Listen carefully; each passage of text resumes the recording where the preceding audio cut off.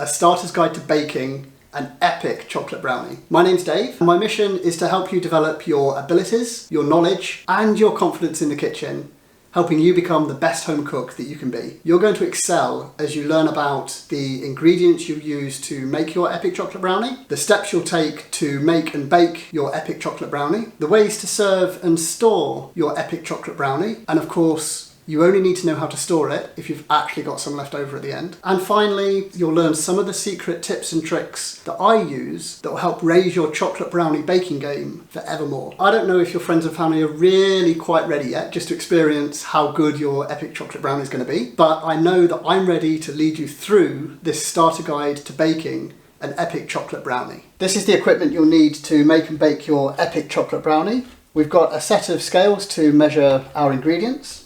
We've got a medium saucepan and a spatula, or you could use a wooden spoon. We've got an 8" by 10" brownie tin and some grease-proof baking paper. We've got a sharp knife to cut the brownie once it's baked. And if there's any left over, we've got an airtight storage container to store any leftovers.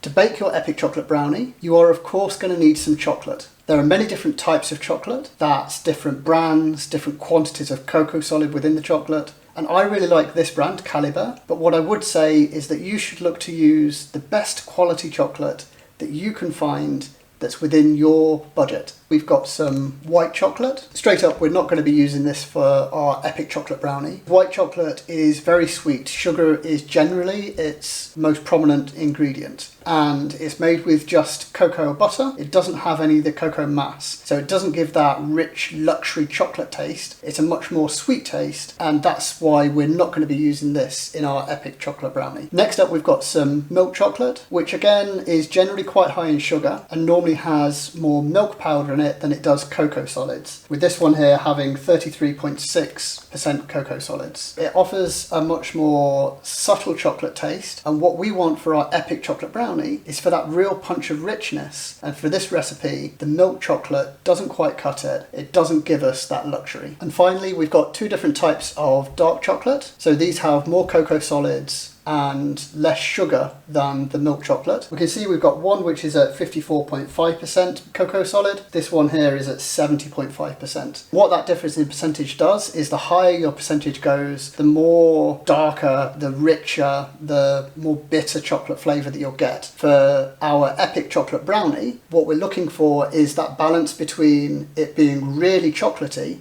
but as well we want it to be delicious and umptious, and we want to have a chocolate brownie that people are going to want to go back to have more of. We're going to be using the 54.5% cocoa solid. This is something that you can experiment with and you can decide which level of cocoa solid you really like in your epic chocolate brownie. But what I'd recommend is that you start at the 50 to 60% range and then you can experiment from there. I recommend using electric scales to weigh your ingredients. Electric scales give you just a little bit more accuracy compared to a conventional spring scale. As we turn our scales on, and these ones are quite polite and say hello to us, we can see that it sets to 0 and we've got it set to grams already. We've got an empty bowl which we're going to use to weigh our chocolate, and as we put it onto the scales it weighs that bowl. What we can do is we can level this back to a 0 weight by using the tare button, and what that does is that takes that weight of the bowl and it subtracts it from the weight so that we start at 0 weight again. If we take our chocolate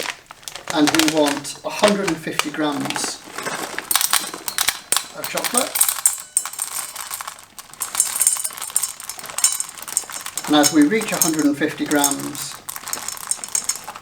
we can stop just when we're about there, and we can see that we're just over. We've got 151.9 grams. What we can do is we can just take a couple of pieces and just take them off, and now we've got 150.3. If I take one more off, that takes it down to 149.7. So what you'll find with all scales, they have a tolerance level to them. That's a measure of how accurate they are. You won't necessarily always have 100% accuracy of the weight that you've got. And as a result of that, when I'm weighing produce for a recipe, if I can't get it absolutely spot on, I look to get as close as I can, but with it being slightly above the weight rather than being slightly below. So I'm going to add this single piece back in.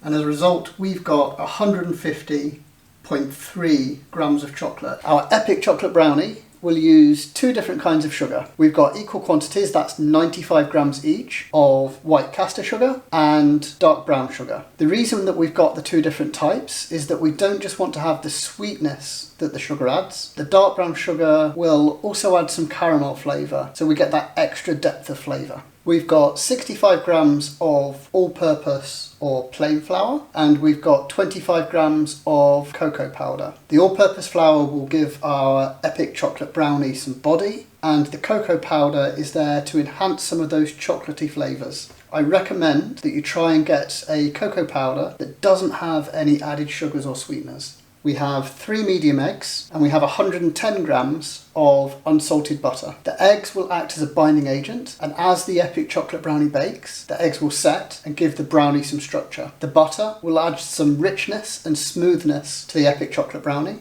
We're using unsalted butter for this recipe so that we can control the amount of salt that we add. So here we have 150 grams of chocolate. We've got 95 grams each of dark brown sugar and white caster sugar. We've got 110 grams of unsalted butter, 65 grams of plain or all-purpose flour, 25 grams of cocoa powder, and 3 medium eggs. This is how to perfectly line your brownie tin with the baking paper. So we've got a piece of parchment which is larger than the tin, and what we're going to be looking to do is to line the tin in such a way that the base is completely covered, but then that we've got 2 handles, one at each end, so that we can lift the brownie out once it's cooked. So we'll take our baking paper and we'll create a crease along one side. So this crease here will go lengthways along the tin on the inside. So we want to create another crease on the other side so that the total width of the paper is the same width as the inside of the pan. Now this often takes a little bit of trial and error, but if we fold it along here, we can take our tin. So we've got the paper with 2 folds underneath, keeping the folds underneath. The paper goes into the tin, we push it into the corners,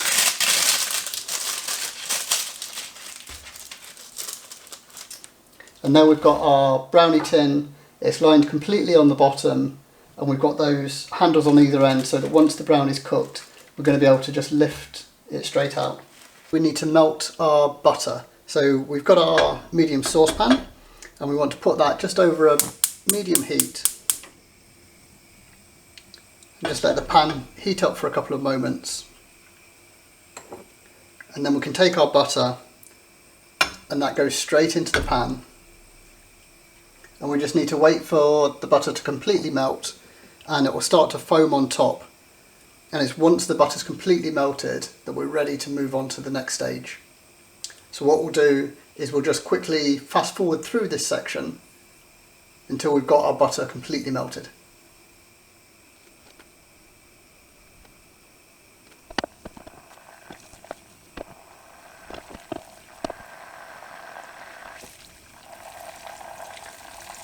And we'll just give the butter a little bit of a swirl just to encourage it to completely melt.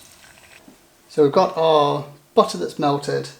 And this is the real trick to these brownies, is that all of our ingredients can go into this saucepan and there's no extra mixing bowl to clean or anything like that. The residual heat from the saucepan is going to melt the sugar, melt the chocolate. So we'll start off with our dark brown sugar and our caster sugar. And we'll start giving that a bit of a mix round just to get those sugars melting. And we'll go in with the chocolate as well.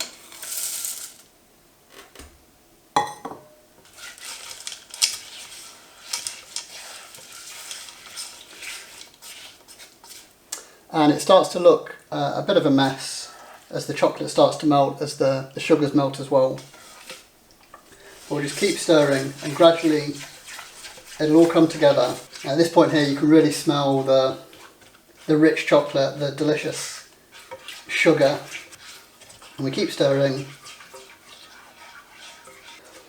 And you can see that at this point here it's much more liquid. It doesn't have lumps in. It may look slightly grainy with some of the sugar, but that's okay because it's going to keep dissolving and it'll all disappear. There won't be any lumps once it's all combined and once it's baked. So at this point here we can go in with our cocoa powder and with our flour as well. Give that a mix round, and here be a bit more gentle as you're mixing, just so that you don't end up spraying the flour all over the kitchen. Try and keep it all in the saucepan. And keep mixing that round until it's mostly incorporated. So we can see we've got a much kind of thicker mix now. And what we can do now, the saucepan's still got a bit of heat in, but the actual mix isn't too hot. So what we can do is we can get our eggs and we can crack our eggs in one by one. Move this across a bit. So take our egg,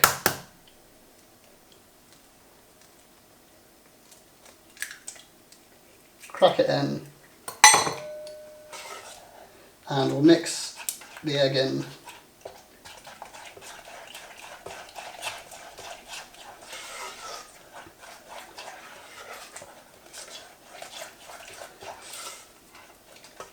And as you add the eggs, you'll see that the mix becomes more firm. It's stiffer as you're whisking it or mixing it.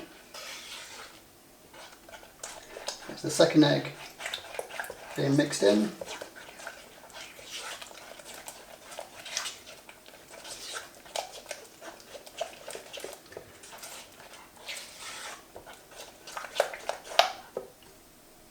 And finally, the third egg.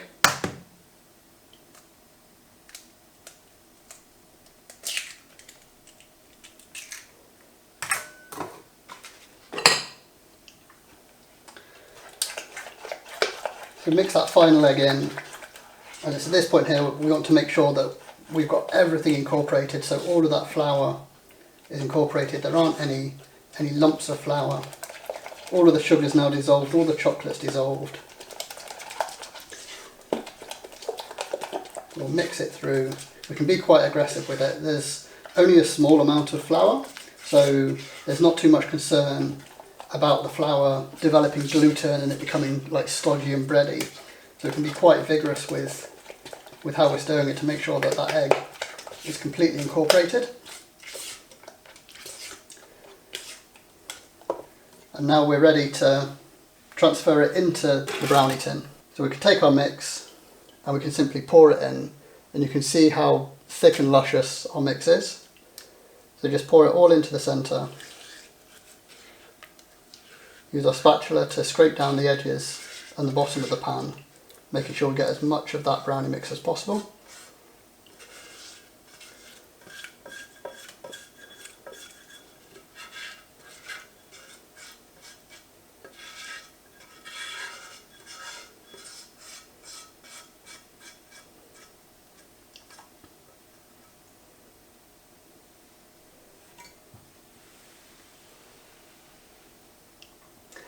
And then with our spatula we can just coax the mix towards the corners.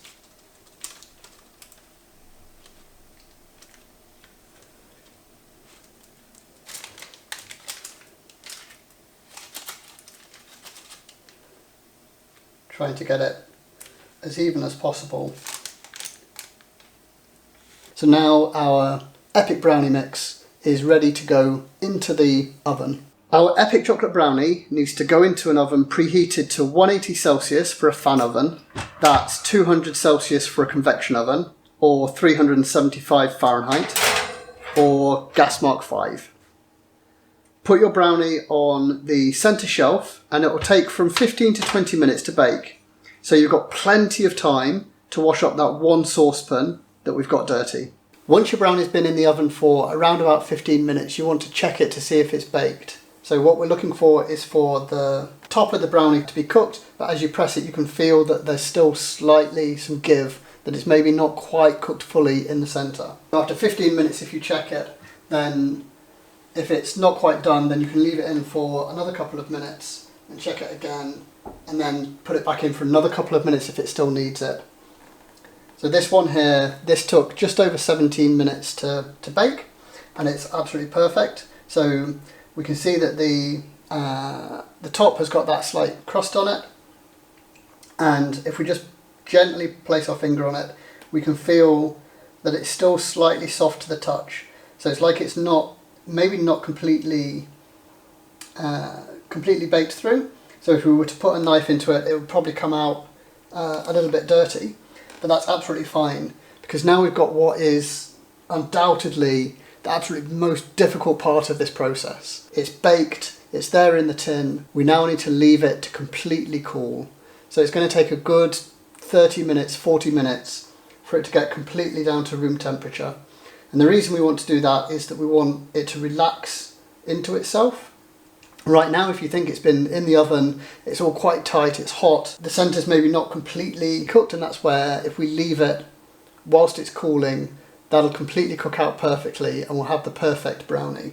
Now our epic chocolate brownie is completely cool. We can see that the surface, it's still got a slight bit of a give to it as we touch it with our finger, but it's going to be completely cooked all the way through, but gooey in the middle.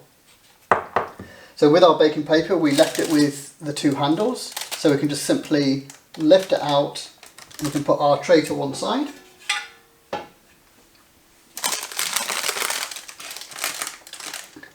And then with our sharp knife, we can cut the brownie into the portion sizes that we want to make. So I recommend it being kind of 4 or 5 centimeters across.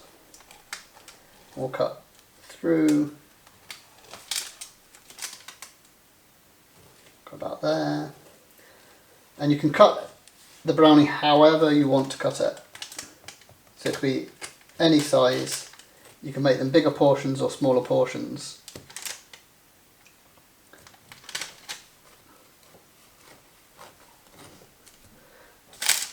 And then what we'll do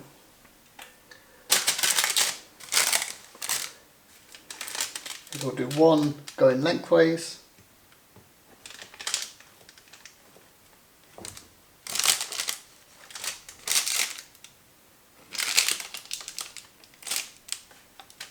make sure that we cut all the way through.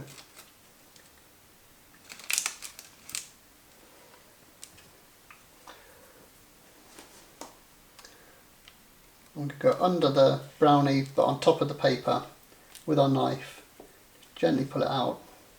And that's our epic chocolate brownie. We can see that it's perfectly cooked, it's still a little bit gooey in the centre, it's crispy on the outside, super chocolatey. So if I just cut the corner off, we can see how beautifully cooked that is. If you find that you do have leftover epic chocolate brownie, then you can of course store it in an airtight container. So here I've got a container and I've got just a couple of extra pieces of baking paper, and these are the same size roughly as the container. So we'll put one in the bottom, and this is just to stop the brownie from sticking to the container. And we can take a piece of our brownie that can go in like that.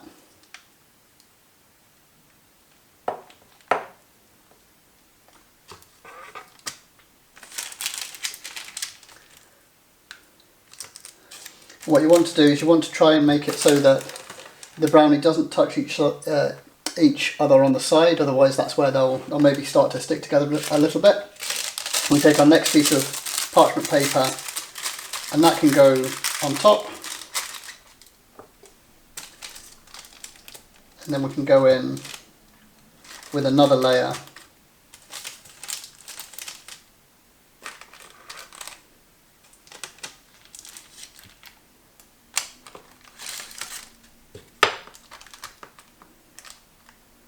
like that. So there we've got 2 layers of brownie. We've managed to get 6 pieces into this tub. So we can put the lid on, and that will keep quite nicely at room temperature for around about 3 or 4 days. And if you put it in the freezer, then you can keep it for a couple of months if it lasts that long. When you want a piece of brownie, you can either take the whole tub out and leave it to defrost at room temperature, or you can take individual pieces out and defrost the individual pieces. So that's how you can store your epic chocolate brownie.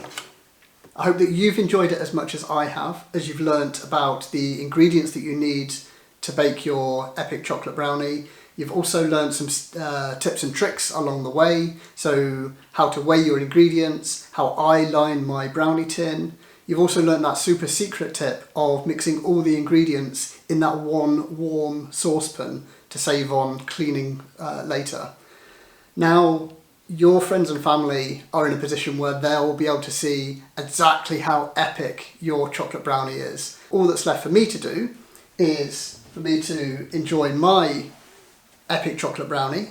So I'll see you again soon.